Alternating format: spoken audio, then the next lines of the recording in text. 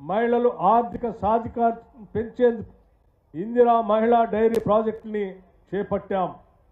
ఇందులో భాగంగా 21,000 మంది స్వయం సహాయక సంఘ సభ్యులకు 2 పాడి గేదెలను ఇచ్చి వారి నుండి పాలు సేకరించి డైరీ ద్వారా ఆ పాలను విక్రయించడం జరుగుతుంది.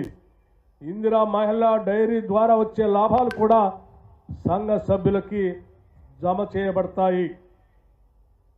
రైతులకు ఇచ్చిన మాట ప్రకారం రైతు కుటుంబాలకు 2 లక్షల రూపాయల వరకు రుణమాఫీ చేశాం.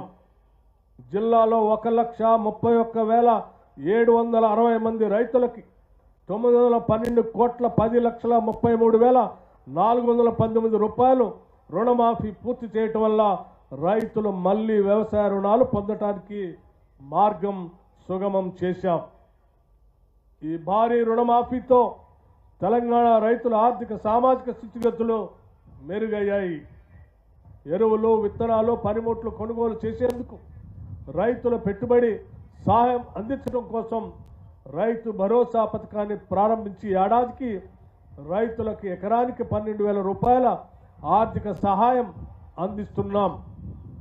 జిల్లాలో 2,89,031 మంది రైతులకు రైతు భరోసా కింద 259 కోట్ల 74,58,369 రూపాయల్ని వారి బ్యాంకు ఖాతాల్లో జమ చేశాం. రైతు బీమా పథకం ద్వారా ఇప్పటి వరకు వివిధ కారణాలతో మరణించిన 521 మంది రైతుల కుటుంబాలకు 5 లక్షల చొప్పున 26 కోట్ల 5 లక్షల రూపాయలు రైతు నామినీ బ్యాంక్ ఖాతాకు జమ చేయటం జరిగింది.